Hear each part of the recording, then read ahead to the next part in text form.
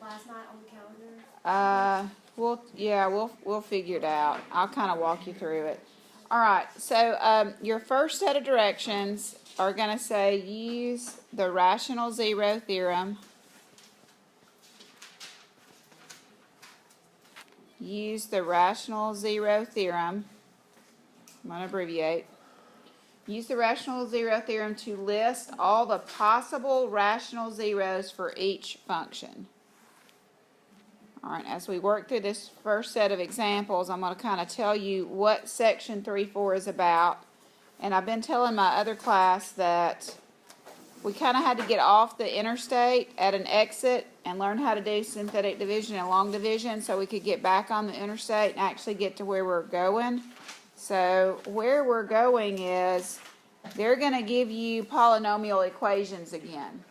And your job in section 3.4 is to actually solve the polynomial, which means you're going to find all the solutions. In other words, you're going to find all the places where the graph crosses the x-axis. Because remember, x-intercepts and zeros and solutions, they all mean the same thing. So let's write that down. If you see the word 0, or if you see the word x-intercept, or if you see the word solution, because this textbook uses those words interchangeably. So 0, x-intercept, solution, those all mean the same thing, okay? They all mean the same thing.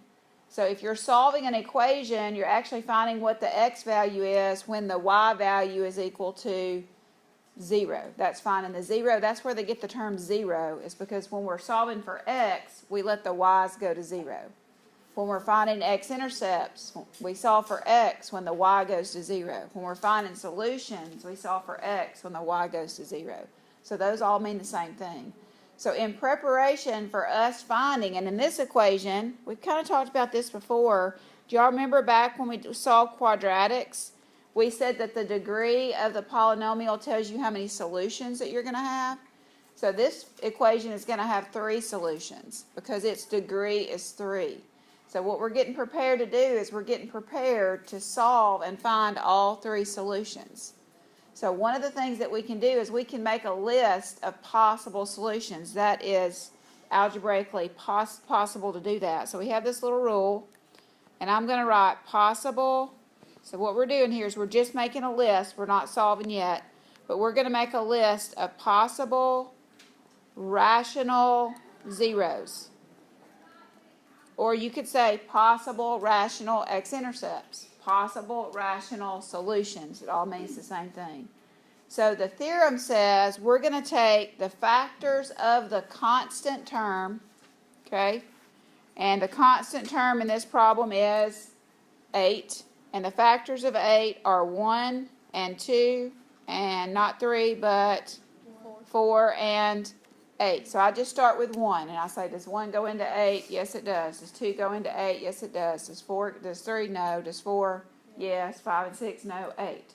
So you're going to take your factors of your constant. You're going to take your factors of your constant term, and you're going to divide those by the factors of your leading coefficient. What's the leading coefficient in this equation? 1. And the factors of 1, the only number that goes into 1 is 1. So however you want to do this, if you want to make a note, on the top you have the factors of your constant term, and on the bottom you have your factors of your leading coefficient. We don't really care whether the constant term is positive or negative. The theorem says it does not matter. Then we divide everything in the top by everything in the bottom. So 1 divided by 1 is 1. 2 divided by 2 is 2. 2 divided by 1 is 2. 4 divided by 1 is 4. 8 divided by 1 is 8. So we take the factors of the constant and we divide that by the factors of the leading coefficient.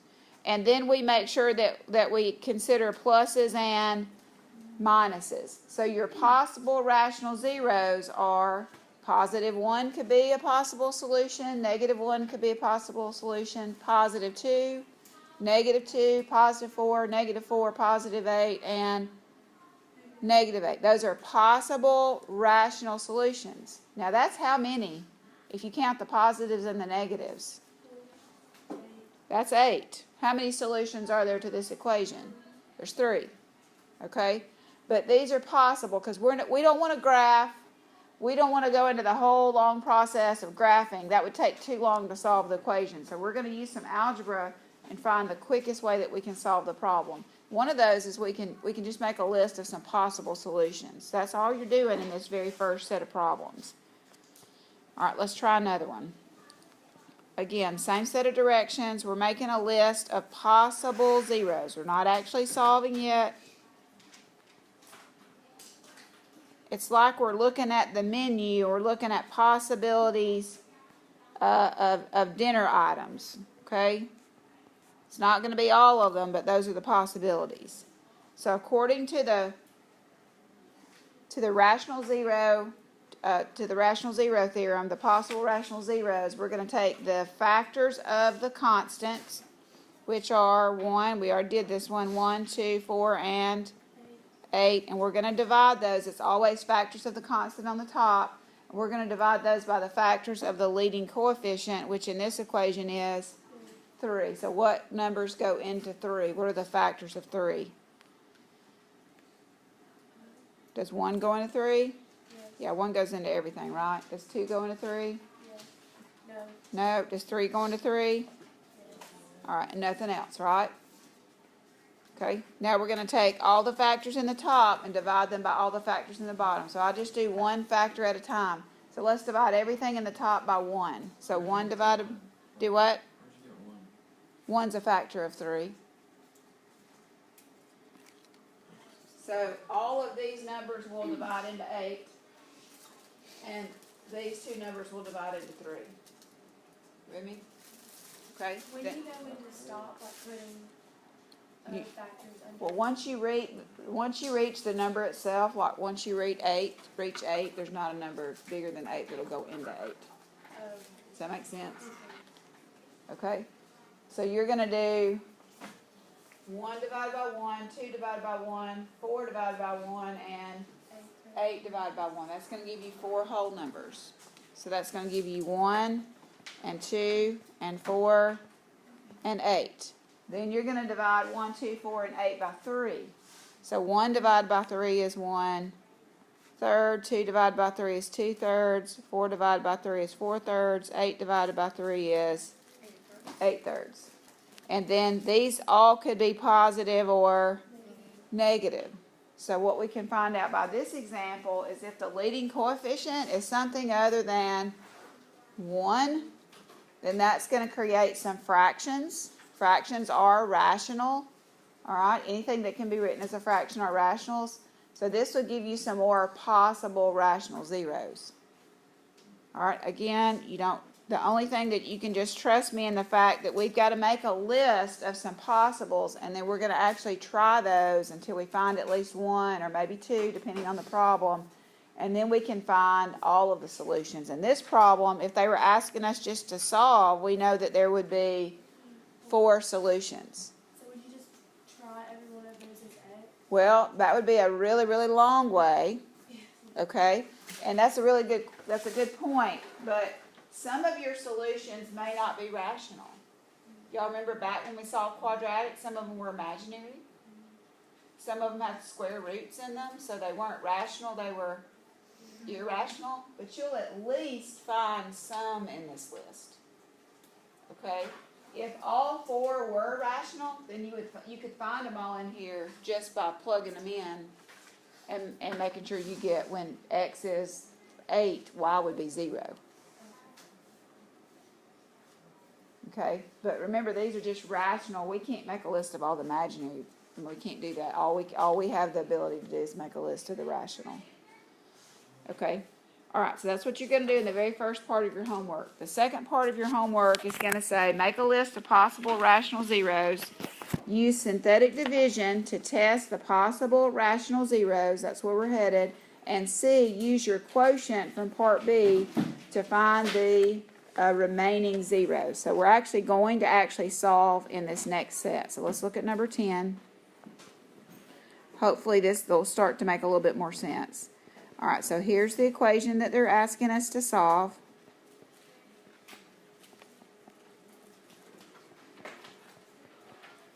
what I can already tell you about this equation is it has three solutions. Okay, it has three solutions. I don't know if they're all rational. I don't know if they're irrational. I don't know if they are imaginary, but I know that there are three solutions. Okay? Now, graphically, let me just talk to you graphically. We're not graphing, but I just want to make sure that you understand something. So if my graph looked like this, then my graph would cross the x-axis 3 times. I'm going to try to make a connection graphically with you. So if this were the graph of this equation, and I just made up the graph, so I don't know whether it is or not, then this equation would have 3 real zeros, or 3 real solutions, or 3 real x-intercepts, because the graph actually touches the x-axis how many times? 3 times, okay? What if the graph looked like this? Then it would only cross the x-axis once. That means that it would have 1 real zero, and the other 2 would have to be imaginary. But it still has 3 solutions. But you just can't find the imaginary solutions graphically. That's why algebra always comes into play, because there's a lot of things that we can't do. So in the first example, all 3 solutions were real. Okay? That means they could be rational or they could be irrational. They could have square roots in them or not have square roots in them, but they would still be real. The second example would be where I had 1 real solution, and because the curve is going on down here, then the other 2 solutions out of the 3, the other 2 would have to be imaginary. And you couldn't find those by the graph. You would have to find them using algebra. Okay? So our job is to find all 3 solutions. So they're kind of walking you through. What you're going to do first is you're going to make a list of the possible solutions. So what factors of 12? We're going to do that first. Factors of your constant are what? 2, 3, 4, 6, and 12. Factors of your leading coefficient are, leading coefficient is understood, 1. So what you're going to do is you're going to get in the habit of when the leading coefficient is 1, you're going to realize as soon as you do 1, 2, 3, 4, 6, and 12, those are your possibles. Okay?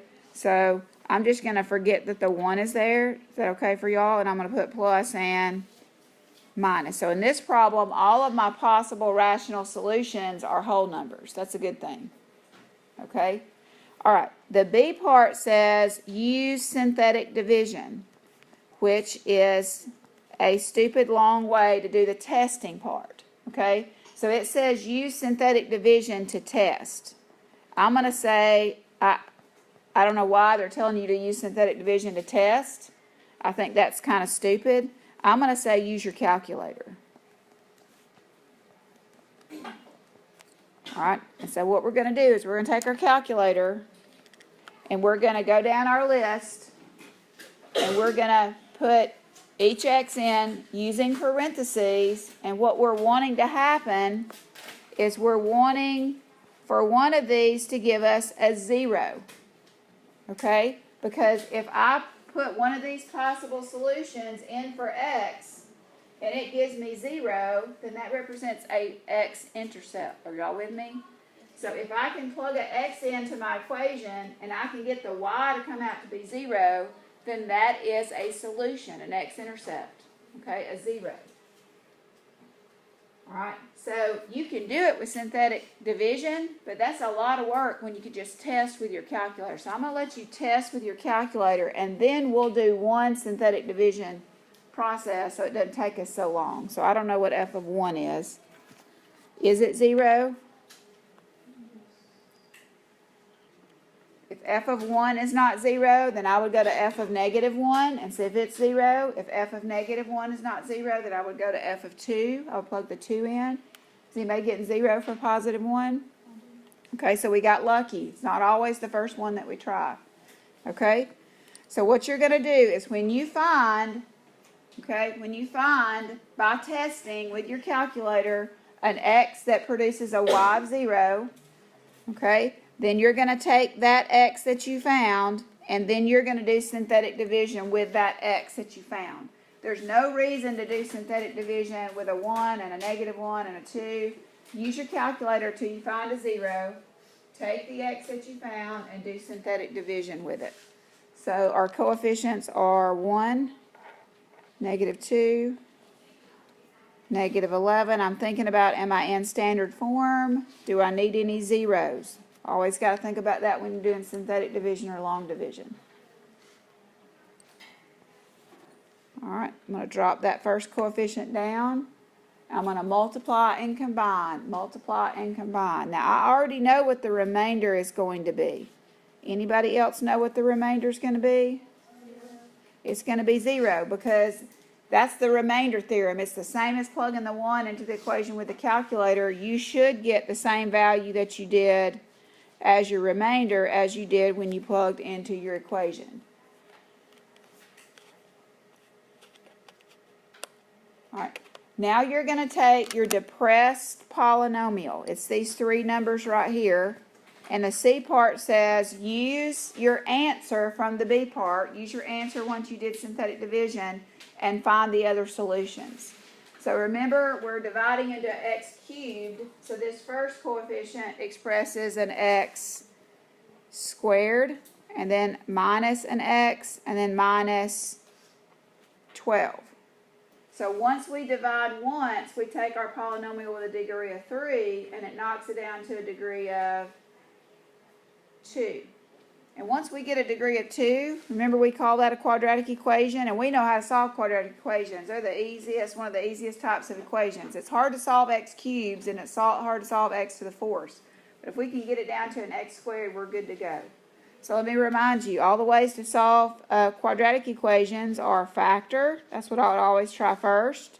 Then you could complete the square, or you could actually use the quadratic formula. So we want to get our degree 3 equation down to degree 2 because that makes it a quadratic equation, and we have some direct ways to solve quadratic equations. These are ways to solve quadratic equations. So make sure you set it equal to 0. Does it look like it'll factor? Yep, signs are going to be different. What multiplies to be negative 12 that combines to be negative 1.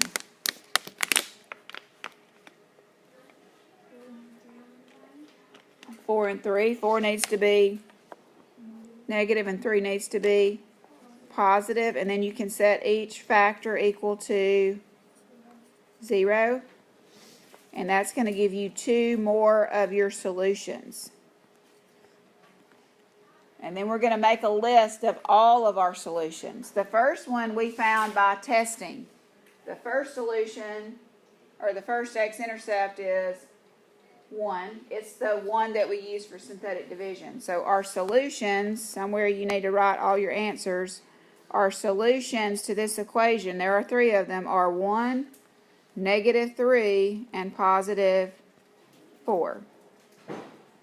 Are those 3 numbers rational? Yes. They are rational, so they should have been in our original list of possible rational zeros, and they are. All right, and this is where somebody says, and Carrington kind of asked earlier, can you just test? Can you just use your calculator and do positive 1, negative 1, positive 2, negative 2, positive 3, negative 3? Yes. And if they're all rational, then you could find all 3. But I'm going to show you in just a minute where they're not going to all be rational. And you couldn't find them all by testing. So this is the most direct way to do that. Most of the time when you get to the step C, is it going to factor by this factor? It'll factor. Some of them will factor, and then as they start getting harder, they won't factor, and you'll have to complete the square, use the quadratic formula. That's where you're going to get imaginary. If it won't factor, that means your solutions are imaginary or irrational, meaning they got a square root in them. So does that still mean you have to put them as solutions? Oh yeah, they're still solutions, but you know, they could be imaginary and your graph would look like that. They could still be real, but you know, this might cross at the square root of 2. And see, the square root of 2 is not going to be in your list. So some equations are too hard to find just by this simple list, but what this simple list does is it gives us something to start with. For B, do you always find one that's equal to 0? You test with your calculator until you find a solution when you plug that x in that gives you a y of 0. So that's how you know you found a solution. Okay? And then once you find a solution, as long as your degree is 3, then you take that solution that you found that gave you a 0, you divide it using synthetic division, and it gives you a quadratic here. As long as you get 3 numbers, this is an x squared, an x, and a constant, and then you can solve this equation directly by one of those 3 methods. All right. Do we always just have to find one? So, we Something equal to 0? one by testing. Yeah. Okay. As long as the degree is 3, you find 1 by testing. If the degree is 4, you got to find 2 by testing, because you got to get it down to a quadratic. What if it's 5? It won't be 5. Don't worry about that. Okay. Let's do one where we get some irrational solutions so you can see a little bit of the difference. So let's do number 22. So if we did have to find 2, would we have to use synthetic division twice? Would you have to use some? Yes. And then what? I'll show you.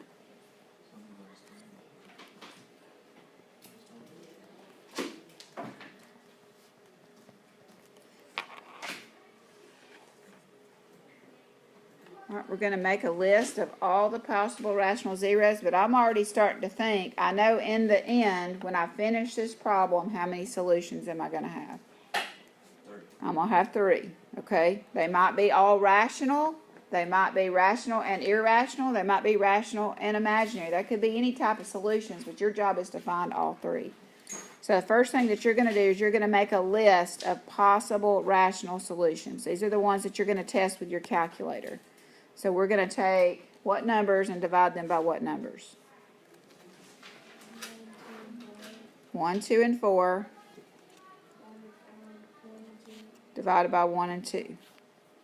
So then what I do is I take everything in the top and divide it by the first factor in the bottom. So 1, 2, and 4 divided by 1 are going to just give me 1, 2, and 4. And then 1, 2, and 4 divided by 2, I'm going to do that separately. 1 divided by 2 is 1 half. 2 divided by 2 is 1. I've already written that down, right? And then 4 divided by 2 is 2, and I already have that listed. No reason to write a 1 and a 2 again, because you're just making a list of possible solutions. Well, if the fraction simplifies to be a whole number that you already have in your list, then you don't need to write it a second time. All right, so then you're going to take your calculator, okay, and you're going to test with your calculator. And I'm going to pause my video for just a minute because I am. All right, once we found our 1/2 was our solution, are we in standard form or do we need any zeros? We're in standard form. Do we need any zeros? No. Always got to ask yourself that. Now we know, okay, we know that our remainder should come out to be 0 because once we plug 1/2 in with our calculator, we got a 0. So if that doesn't happen, then you know that you made a mistake somewhere. All right, so your remainder being 0, once you found that solution with your calculator, that's a little checkpoint. That's kind of a, you got to get that remainder to be 0 all the time. All right, then you're going to take your 2, your -4, and your -8, and you're going to put your x's back in. What do you get when you put your x's back in?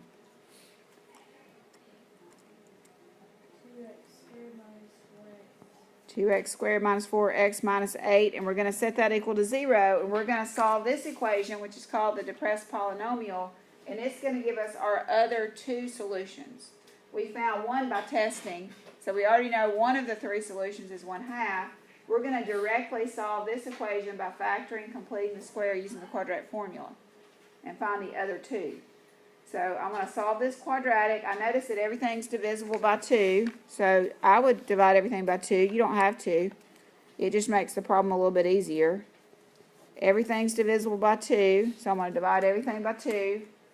I'm going to try to factor my quadratic, because factoring is the easiest way to solve a quadratic. But this quadratic will not factor. You can try. The signs are different, and we're looking for something that multiplies to be -4 and combines to be -2.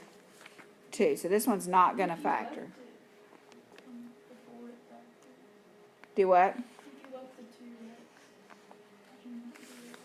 It won't factor. If you left the 2?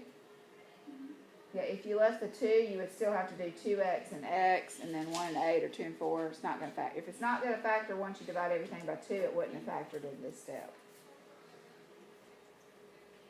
Alright, so y'all remember our list? Factoring, complete the square, the list of ways to solve a quadratic. Factoring, complete the square of the quadratic formula. Some of y'all might use the quadratic formula every single time, but this one's not too bad to complete the square. So we could say Red Rover, what? Send the constant right over. And that would leave us with x squared minus 2x is equal to +4. And what number would complete the square? -2 divided by 2 squared is a +1. If I add +1 on the left, I have to add 1 on the right. My left-hand side factors into x minus 1 squared. 4 and 1 combine to be 5. Then I take the square root of both sides, and I get x minus 1 equals plus or minus square root of 5. Add 1 to both sides, and I get 1 plus or minus, x equals 1 plus or minus the square root of 5. And that's actually 2 solutions because of the plus and the minus. So questions about how I got x squared minus 2x minus 4 to solve out to be 1 plus or minus 5. For the solutions, do we have to solve it out, like 1 plus 1 for 5? So, Or would you just put 1 plus minus? so my solutions, I have 3 of them. One of them is 1/2. One of them is 1 plus the square root of 5. And if you're asking about do I change that into a decimal, no. And the third one is 1 minus the square root of 5. So you couldn't put. You could. I'm just trying to let you see there are 3 distinct solutions. 2 of them are irrational. They're still real, but they're not in our list because remember this list is just possible rational solutions. So this equation had 1 rational solution and 2 irrational solutions. They're still real, but 1 plus the square root of 5, that's about like, I don't know, 3.3. It's a decimal, but it's just a decimal that never ends or repeats. They're still real, okay? We still have 3 real solutions. If we matched it with a graph, okay? If we matched it with a graph, it could still look something like this because you're giving me 3 real solutions. They're real, okay? 2 of them just happen to be irrational, and 1 of them happens to be rational.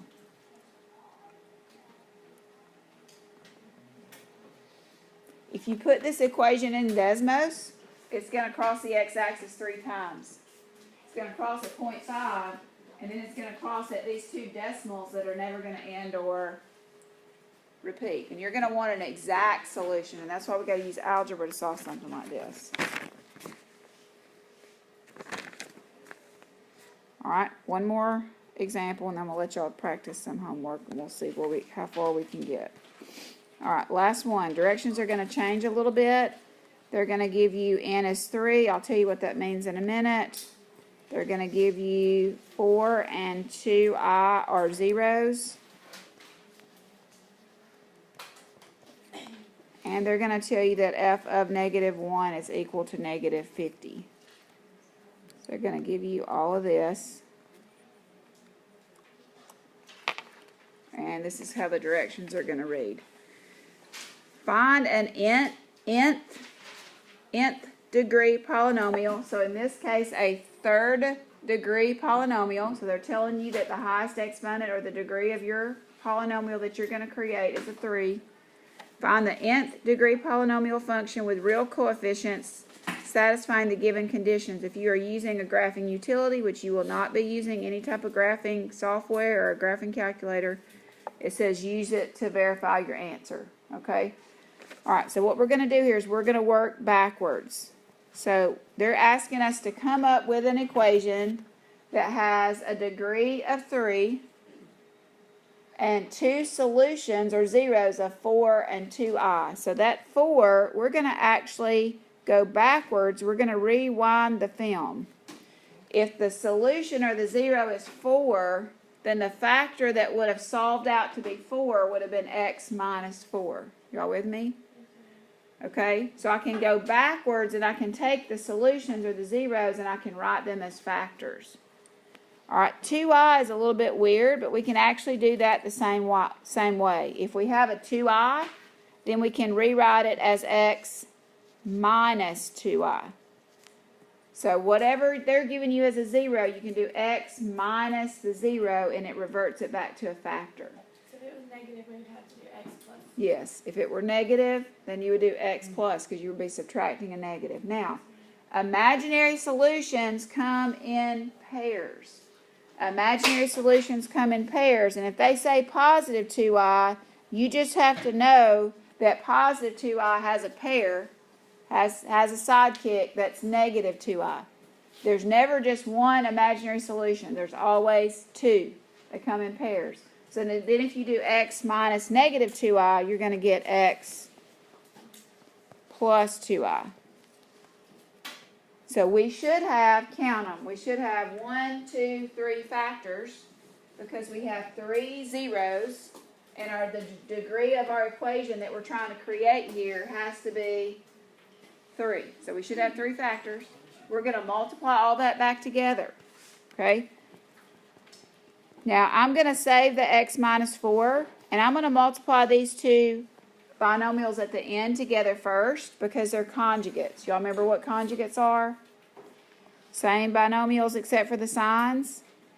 And so I have a shortcut here. I can just do x times x, which is x squared, negative 2i times positive 2i, which is negative 4i squared. In the set of imaginary numbers, y'all remember what I squared is equal to? Negative 1. So I really have negative 4 times a negative 1. So that's really x squared plus 4. And then I can FOIL out these last two binomials.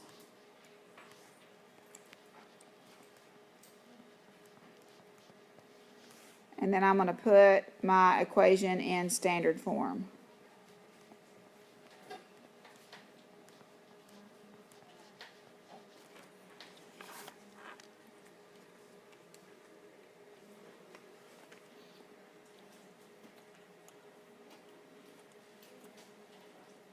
So you're going to take your 3 zeros, you're going to rewrite them as factors by doing x minus the 0.